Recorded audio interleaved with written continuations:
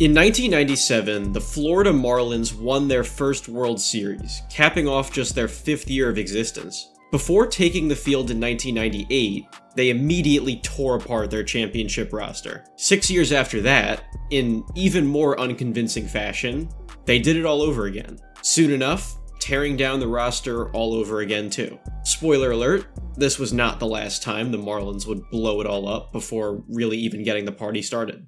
He saved my life, 30 years ago, I was knifed in a bazaar in Calcutta.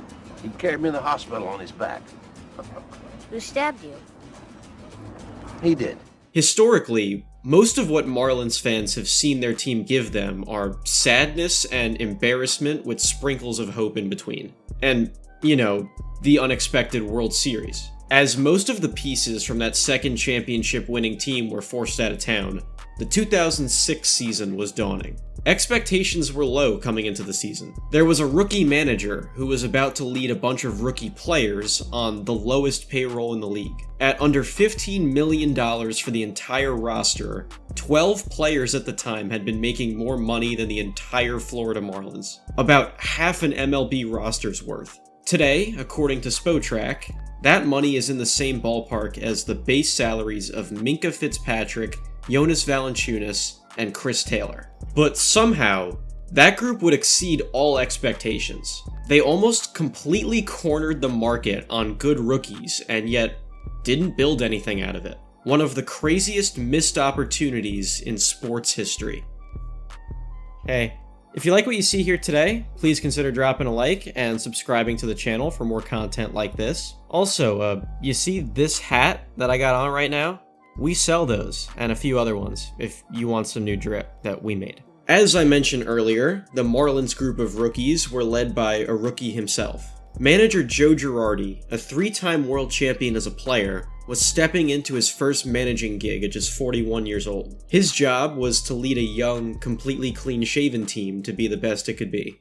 Good one, Joe. Multiple times already, I've alluded to the fact that the Marlins were dominated by a group of first-year players. 21 different rookies suited up for the Marlins that season. I'm going to give you the team's most defining and most impressive stat for 2006 right off the bat, because it's going to shape the structure of this video for the next few minutes. The 2006 Marlins had 6 different players who placed in the National League Rookie of the Year voting that season. 6 guys, almost a quarter of their roster. 3 of them even got first place votes. To give you a look at the embarrassment of young riches the Marlins were sitting on at this time, I'm going to run through all of them one by one in increasing order of how well they performed in that vote. Just so you can understand the youth goldmine the 2006 Marlins had accidentally discovered. But naturally, we're going to start our journey with 2 guys that didn't place in that vote. Mike Jacobs was the everyday first baseman for the 2006 Marlins. He came over in a trade from the Mets, where he had appeared in 30 games down the stretch for them in 2005. In 100 at-bats with the Mets, Jacobs hit 11 home runs. That's a really good rate if you didn't already know that. Still a rookie for the Marlins in 06, he hit 20 homers, drove in 77 runs, and was 6% better than the league average hitter that season if you go by OPS+. This is a guy who averaged 22 home runs a year across his first 4 full seasons in the league. So even if his defense left a lot to be desired, he undeniably had value and potential. Even if he had one of the most counterproductive 32 home run, 93 RBI seasons imaginable by Baseball Reference WAR. And Ricky Nolasco would eventually climb all the way up to being the Marlins' opening day starting pitcher by 2009. He was a strong innings eater for the team, averaging 190 innings a season with the Marlins from 2008 to 2012. And from 2008 to 2010, he posted an impressive 42-26 record as a starter, with a .366 FIP, which is essentially ERA without any balls in play, meaning it's a good assessment on how well a pitcher controls what they usually can control. Strikeouts, unintentional walks, hit by pitches, and home runs. Alright, so those 2 guys would soon show at least some noticeable ability in Major League Baseball, and they're the 2 main rookies on the 06 Marlins that did not place in the Rookie of the Year voting. This means they had 6 rookies thought to be even better, which is just astounding. We now begin the overview of the Sinister Six. I chose that wording because some guy on the internet, has now distributed more of a Sinister Six product than the Amazing Spider-Man universe, which existed for that purpose. Scott Olson was a lefty starting pitcher who made 31 starts for the Fish that season. He pitched over 180 innings and clocked in at 7% above league average by ERA+, pretty much the same thing as OPS+, but for pitchers. And at 2.2 pitching WAR, Baseball Reference estimates he was likely good enough to be a starter on any MLB team that season. He finished in a 4-way tie for 9th place in the NL Rookie of the Year voting, 2 of the other 3 players being Marlins teammates. Anibal Sanchez pitched a no-hitter for the Marlins on September 6, 2006 in just his 14th career game. Put it this way, he also took a no-hitter into the 8th inning in Game 1 of the 2019 National League Championship Series. He is the only one of the rookies from this group to still be around in the majors in 2022. I feel like that on its own might be a good enough overview of the guy, but we'll keep going here. His .283 ERA in 18 games turned into a .153 ERA+, which is really good for a 22-year-old first-year starting pitcher. His future would also include a season where he'd lead his league in ERA, FIP, and ERA+ altogether. So a good career got off to a great start with the 06 Marlins. Josh Willingham was the 27-year-old rookie left fielder for the 06 Marlins. With a 121 OPS+, he led all rookies with at least 500 at-bats in on-base percentage and slugging percentage. He hit 26 home runs for that 06 Marlins team. He once went on to hit 2 grand slams in the same game. Another grand slam. My goodness, 2 of them back-to-back at-bats.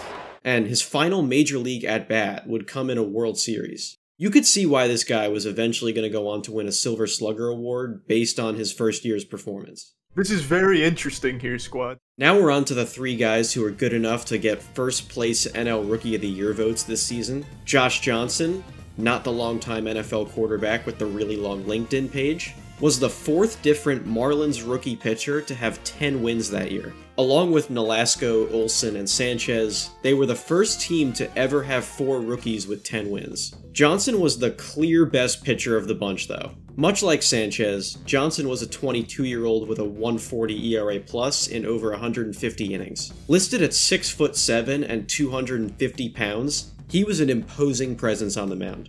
And as soon as he got his walks under control, he would climb up to be one of the National League's very best pitchers. If he didn't start 2006 in the bullpen and was able to rack up just 5 more innings, he'd have qualified for the ERA title and finished 3rd in the National League.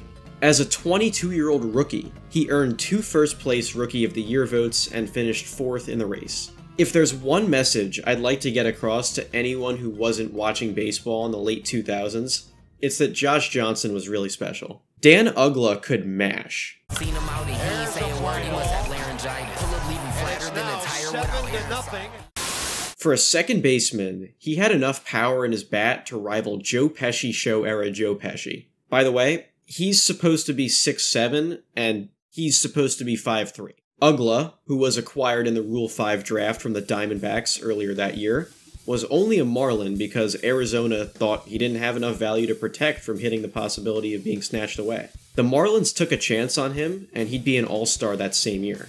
As a rookie, with 27 home runs, he broke the standing record for most home runs by a rookie second baseman, which he still holds today, even as rookies have shown more and more immediate superstar potential in the time since 2006. For much of his career, he was the premier home run hitting second baseman, and as a rookie who batted .282 with 27 home runs, 90 RBI, and a 112 OPS+, he made every single Arizona Diamondbacks fan and executive cringe. 3rd in NL Rookie of the Year voting, 6 first place votes. And finally, your 2006 NL Rookie of the Year, Hanley Ramirez. Hanley Ramirez was the clear best rookie position player in baseball as a 22-year-old in 2006. He could do it all. .292 batting average, 17 home runs, the most by a rookie shortstop in over 50 years, 116 OPS+, 51 stolen bases, which he'd repeat the next year, a 4.9 WAR, and at that time, a positive defensive WAR. He had 5-tool player written all over him, and he would reach that potential in just a few years' time. By 2009, he finished 2nd in the NL MVP voting. He was quite possibly the best shortstop in all of baseball before his 25th birthday, and his play just oozed charisma. His style of play just convinced you that he was so cool and important. Like when Kendall Roy hit a ball in softball and then immediately stopped to go on his phone. Damn, it feels good to be a gangster. That was before this celebration happened in real life. Can you hit a ball? Yeah. Great, because I will give you $1 million if you hit a home run. The Marlins never did anything like that from the Succession softball game, don't worry. So those 6 rookies were mainstays on that team. Their success was symbolic of the team overachieving as a whole. The buzz was that the Marlins would be so bad that they would continue to try and leave South Florida entirely. They won 78 games, 3 short of a 500 record. Baseball Prospectus listed their top 10 Rookie of the Year candidates in the National League. Just one of the Marlins guys gone over in this video showed up anywhere. That's another Marlins rookie, by the way. He'd go on to have a 125 OPS plus in 123 games the next year. I guess all of this is a long-winded way of saying the 2006 Marlins had put the franchise in a fantastic position to build for the future. With a few more years of nurturing, building, and supporting their core, they could have the 3rd World Series winner in Marlins history on their hands. They definitely had the talent to do it. Now, what if I told you the best pitcher and the best position player on the 06 Marlins haven't even been mentioned yet? These are the 2 remaining great players from the 03 World Series team. Dontrelle Willis was still just 24 years old in 2006, and he was the team's unquestioned ace pitcher. Probably the best left-handed pitcher in all of baseball at this time. Actually, maybe Johan Santana might have had that. Probably the best left-handed pitcher in the National League at this time. His 4 complete games, ERA under 4, and 22 1/3 innings in 2006 were a complete afterthought to what he did in 2005. 7 complete games, 5 shutouts, and a 2nd place Cy Young finish that year. And he could swing the stick a little bit too. And Willis drives it to deep right, and that's out of here. A grand slam for Dontrelle Willis. The D-Train, as they called him, was one of the most exciting players in the league at this time. I even found him on a friend's Mies almost 15 years later. And finally, the best player on the 2006 Florida Marlins was Miguel Cabrera. Cabrera hit .339 in 2006, made his 3rd All-Star team, earned his 2nd straight top 5 MVP award voting finish, and for the 2nd year in a row was over 50% better than the league average hitter by OPS+. He was also still just 23 years old. He was only 23, but his bat was older. Miguel Cabreras don't grow on trees. Baseball fans know this. He was good enough to be the centerpiece of probably 99% of lineups that have ever been constructed. For the next decade, his destiny was dominating baseball, and he was the player most equipped to carry the Marlins to the promised land. The pieces were all here. This is such a young team that has shown it has great, projectable players who already had success at the major league level. And Jason Vargas. Well, I mean, he was another rookie they had. He lasted all the way till 2019. That's something. If they all just kept trending upward together, building chemistry and maturing into all of their collective fates as one cohesive unit, a 3rd World Series looked like it would be on the horizon. They never even made the playoffs. Oh, we were right there, man! How do you fumble a core group like this and not even get one playoff appearance out of it? Ugh. Well, I'll tell you how. Joe Girardi, who won the NL Manager of the Year award for his efforts with the 06 team, was fired after the season. Marlins owner Jeffrey Loria hated him so much. One time, he had to be talked out of firing Girardi mid-game. Loria is often cited as a huge reason for the Marlins' problems. The vibe among fans at this time was never great because Loria had shown a history of selling off key players and threatening to move the team away. He literally did that to the Montreal Expos when he owned them, who no longer exist. They're the Washington Nationals now. Jeffrey Loria kind of caused that. I'd bet that bad vibe creeped through the whole organization. Josh Johnson started 2007 hurt, and when he got back, it was just in time to watch a team that was treading water start to drown. The first ever fish to drown. The reason why I talked about Mike Jacobs being good across his first 4 full seasons was that he only played 4 full seasons. By 2009, he was out of Florida. By 2013, he'd never be a big leaguer again. And the seemingly unthinkable happened. Miguel Cabrera and Dontrelle Willis got traded to the Detroit Tigers for prospects. Some of those prospects would see real MLB success, none with the Marlins. Willis was never really the same in Detroit. ESPN's 2007 Marlins prediction might have been the saddest time a hater ever won in this era, but Miguel Cabrera, oh boy did he pan out. To say he's gonna be a Hall of Famer is an understatement. To say he now has fan bases making the argument he is the greatest hitter in the history of 2 different teams might not even be saying it well enough. So let me show you what Miguel Cabrera became. Check it. Love is all you needed. Was the words to his son. Diagnosed with bipolar from the time he was young. Couldn't hang with other kids cause his mood was swinging. Other kids ain't understand what this dude was bringing with his energy. But family and God could be a friend to me. Raised with love and treatment of mine, that was the recipe. Got his medication, but he feeling ashamed. Ain't I good just how I am? To his mommy explained, she said, son, listen. Of course you're good how you are. With one of these a day you'll shine as bright as a star. Thank God I ain't alone because support kept me believing that maybe I was put here for a reason. And that is snared at first by Cabrera. What a play. Right at it first. A double play. Oh, absolutely spectacular. Swinging a high drive. Deep left center field. Way back. Track one. Game over. Unbelievable. Fly ball. Right center field. That's got carry. It's gone. Number 500. And history for Miguel Cabrera. She needs a little extra Right help. side. Like a flood. The combination of those with some love and medication. She's a schizophrenic, so her mind is always racing.